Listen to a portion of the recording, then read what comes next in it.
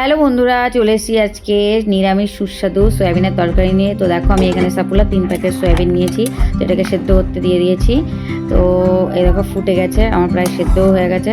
তো এটা সেদ্ধ হয়ে আমি জলটা ছেঁকে নেবো, নিয়ে ঠান্ডা জলে সয়াবিনগুলো দিয়ে চিপড়ে চিপড়ে তুলে নেবো। আর এদিকে মশলা করে নেবো আদা, জিরে, শুকনো লঙ্কা, 3টে মতো কাঁচা লঙ্কা, মিডিয়াম সাইজের টমেটো আর একটুখানি জল দিয়ে আর গোটা ধনে দিয়ে মশলাটা করে নেবো। এদিকে সবজি নিয়ে নিয়েছি আমি ফুলকপি, গাজর, ওলকপি আর আলু।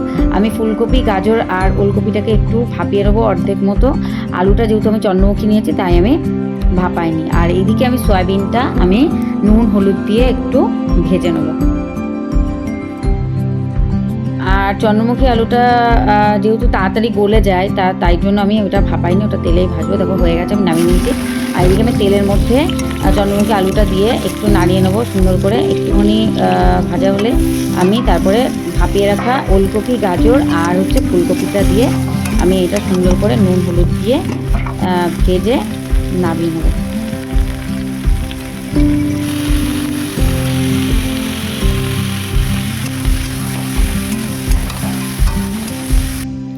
তো বন্ধুরা, এই রেসিপিটা অবশ্যই একবার একটু বানিয়ে খাবে, খুব সুন্দর লাগে খেতে, খুব দারুণ, নিরামিষের দিনে খুব সুন্দর।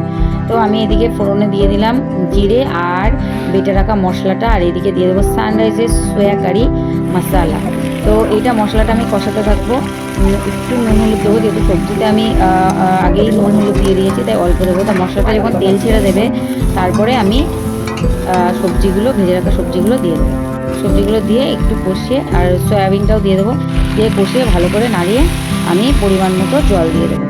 তো দেখো আমার জল দেওয়া হয়ে গেছে, ভালো করে নাড়িয়ে আমি এটাকে ঢেকে 10 থেকে 15 মিনিট আমি এটাকে সেদ্ধ হতে দেবো।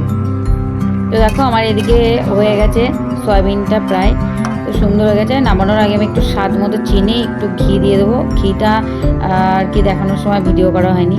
আর এদিকে দিয়ে দেবো সানরাইজের শাহি গরম মশলা, এটা খুব সুন্দর খেতে লাগে। আর দিয়ে দেবো একটু ধনে পাতা কুচি। বন্ধুরা, আমার ভিডিও যদি তোমাদের ভালো লেগে থাকে একটু লাইক, কমেন্ট, সাবস্ক্রাইব করে দিও। আর যদি ফেসবুকে দেখে থাকো অবশ্যই একটু ফলো করে দিও। তো সকলে ভালো থেকো, টাটা।